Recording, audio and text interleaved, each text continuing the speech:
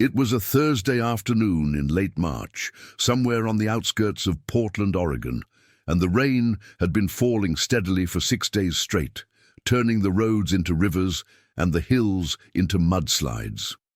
Emma Chen was 14 years old, a freshman at Lincoln High School, the kind of kid who always had her nose in a book, who loved math and science, who wanted to be an engineer someday and build bridges that would never fall down. She was on the school bus, heading home, sitting in her usual spot 3 rows from the back, headphones in, listening to music while she finished her algebra homework. There were 22 other kids on the bus, ranging from 6th graders to seniors, all tired from a long day of classes, all just wanting to get home. The bus driver, Mr. Patterson, had been driving this route for 15 years, knew every turn, every pothole, every spot where the road got slippery when it rained. Emma wasn't particularly religious. Her family was Buddhist, but not practicing. They celebrated the holidays and had a small altar in the house, but it was more cultural than spiritual. She believed in something, maybe some kind of higher power or universal energy, but she'd never really thought about God in the Christian sense, never prayed to Jesus, never read the Bible. It just wasn't part of her world. The bus was climbing up Henderson Hill Road, a steep, winding stretch that connected the valley to the residential area where most of the kids lived, when Emma felt it, a strange sensation like the ground was shifting underneath them. She looked up from her homework and saw Mr. Patterson gripping the steering wheel tighter, saw his eyes in the rearview mirror looking worried. "Everyone stay calm," he said, his voice steady but tense. "The road's a little unstable, just hold on." But it wasn't a little unstable. It was collapsing. The entire right shoulder of the road was giving way. Weeks of rain had saturated the hillside and undermined the pavement, and before anyone could scream, the bus tilted violently to the right and started sliding. Emma grabbed the seat in front of her, her homework flying everywhere, and she heard kids screaming, heard Mr. Patterson yelling something, and then the bus went over the edge. By the way, before I keep going, drop a comment and let me know where you're listening to this story from. They fell, not straight down but rolling, tumbling down the steep embankment, the bus flipping onto its side, windows shattering, metal screeching, bodies being thrown around inside like rag dolls despite the seatbelts. Emma hit her head on something, the window maybe, and her vision went white with pain, and then they hit water, cold, muddy water that started pouring in through the broken windows immediately. The bus had landed in a swollen creek at the bottom of the ravine, a creek that was normally 6 inches deep, but was now a raging torrent from all the rain. And the current was pushing the bus sideways, wedging it against rocks, and water was filling the interior fast. Emma's seatbelt had somehow come undone in the crash, and she found herself underwater, completely disoriented, not knowing which way was up, her lungs already burning for air. She kicked and thrashed, and her head broke the surface, and she gasped, coughing, and realized she was in about 3 feet of water that was rising. Kids were screaming, crying, some were unconscious, some were trapped in their seats, and Mr. Patterson was trying to climb out the front windshield, which had completely shattered.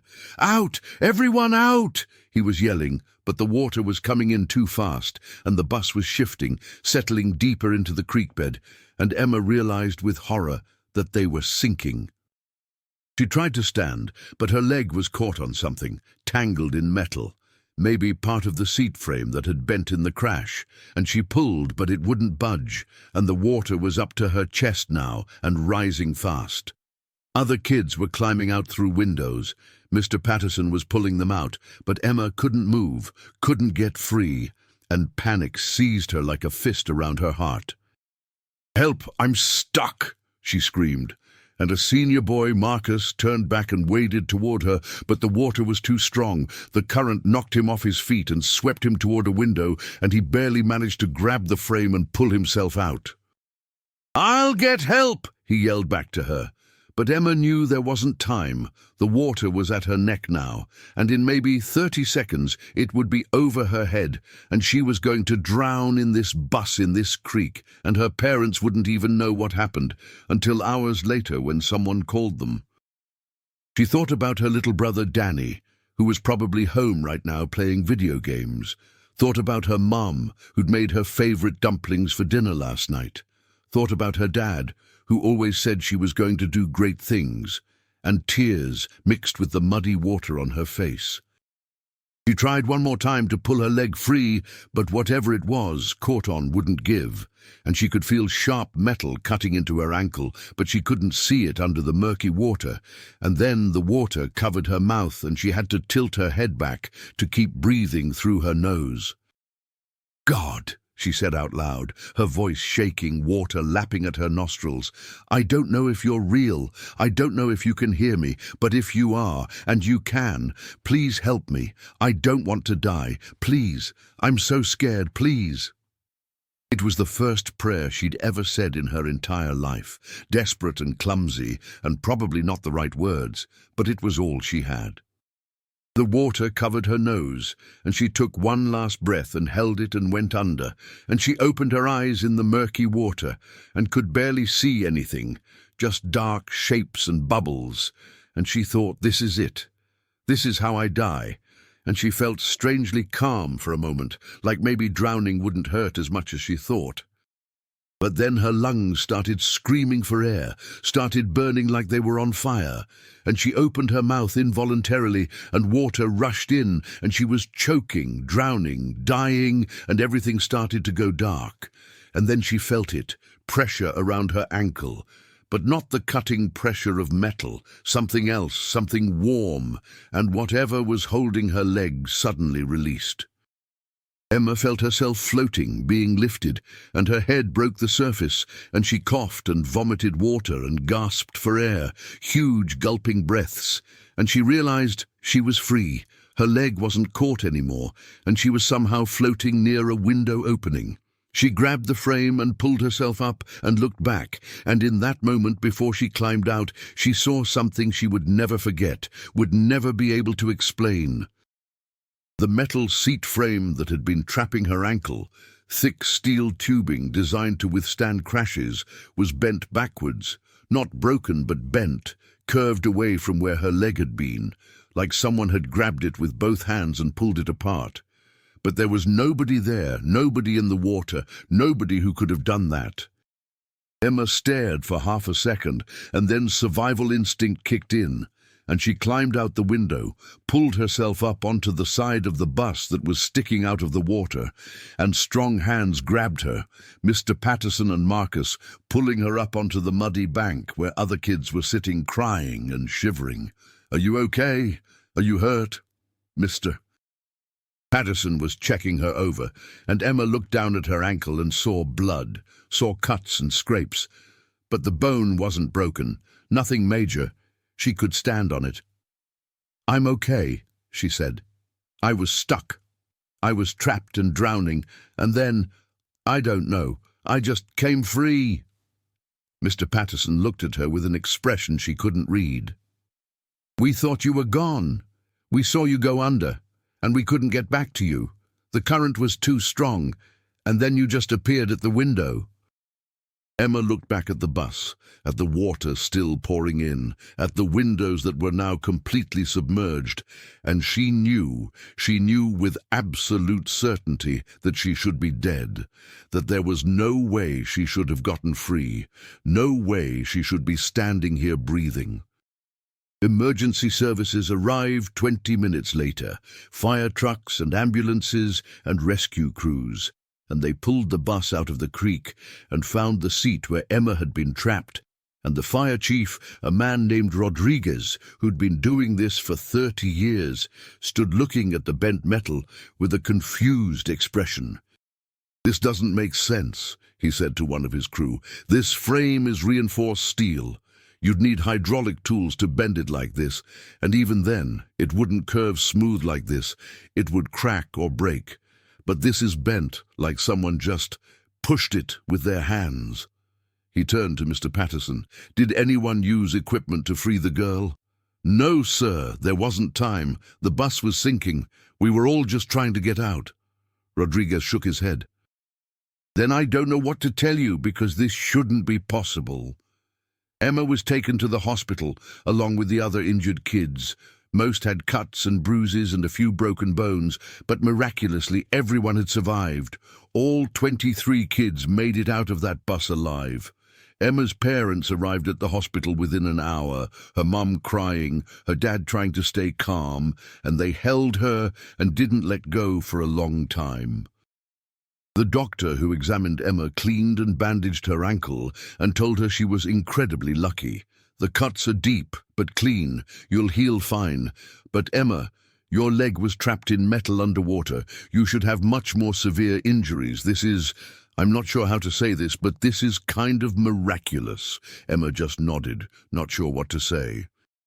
That night in the hospital room, after her parents had finally gone to get coffee, Emma lay there thinking about what had happened, about the moment she went under, about the prayer she'd said, about the metal that had somehow bent to release her. A hospital chaplain knocked on the door, an older woman with kind eyes named Pastor Lin. "Hi, Emma. I'm just checking on all the kids from the accident, making sure everyone's okay. Mind if I sit for a minute?" Emma said okay, and Pastor Lin sat down. "I heard you had quite an experience down there." "Yeah? Do you want to talk about it?" Emma hesitated, then said, "I prayed. I'd never really prayed before, but I was drowning, and I didn't know what else to do, so I asked God to help me." Pastor Lin nodded. "And what happened?" "I got free. The metal that was trapping me just let go. And I don't know how. The firefighters said it shouldn't have been possible, but it happened." Pastor Lin smiled. "Can I tell you what I think happened?" "Okay. I think Jesus heard you. I think he was there in that bus with you, and I think he bent that metal with his own hands to save your life." Emma felt something in her chest, a tightness, tears starting. "But why? Why would he do that for me? I'm not Christian, I don't go to church, I didn't even believe in him." Pastor Lin reached over and held Emma's hand. "Because he loves you, Emma. Not because of anything you did or didn't do, not because you earned it, but just because you're his. You've always been his, and when you called out to him, even though it was the first time, he answered, because that's who he is."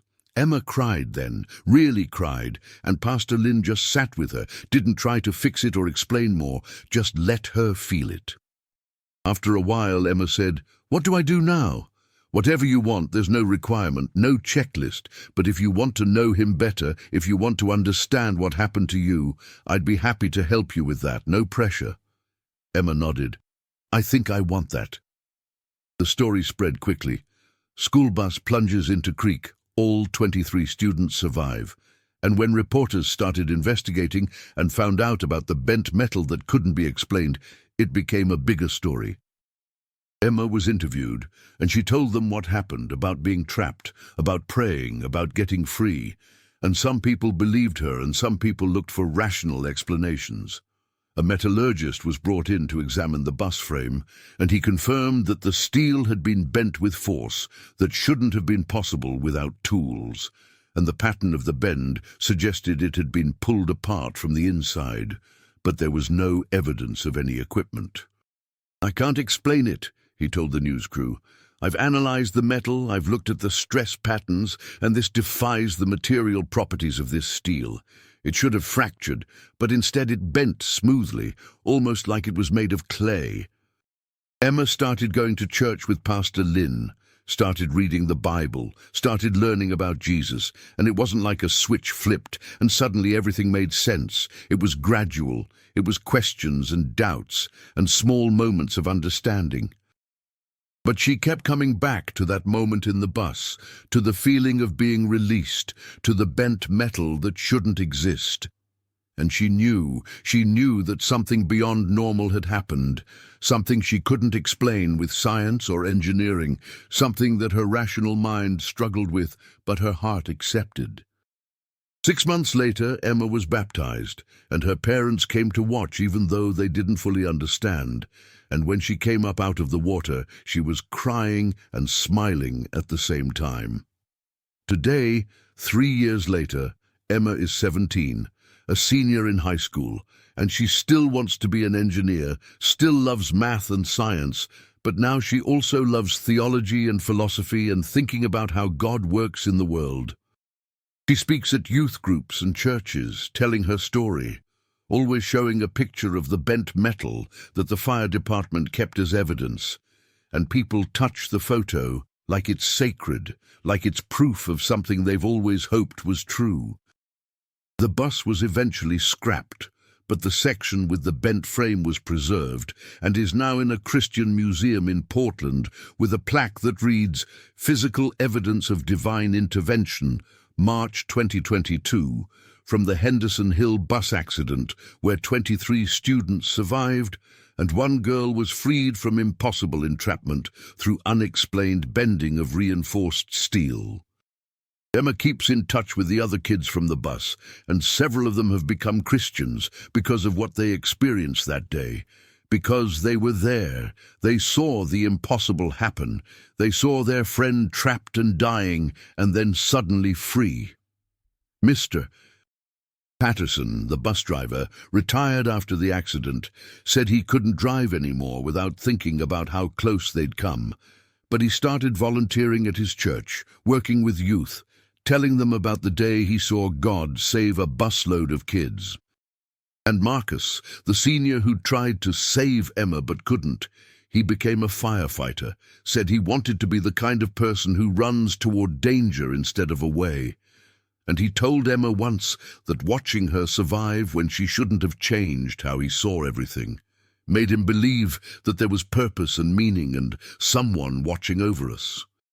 The doctors who treated Emma kept her file as an unusual case, because the injuries she had didn't match what should have happened to someone trapped underwater by metal for that long.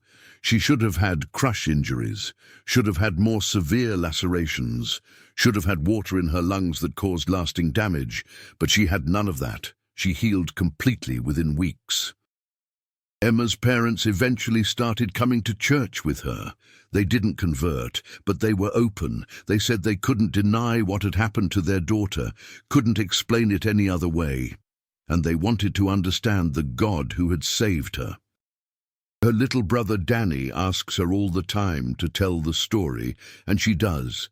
And he listens with wide eyes and says he wants Jesus to save him too. And Emma tells him that Jesus already did, already saved all of us. We just have to accept it.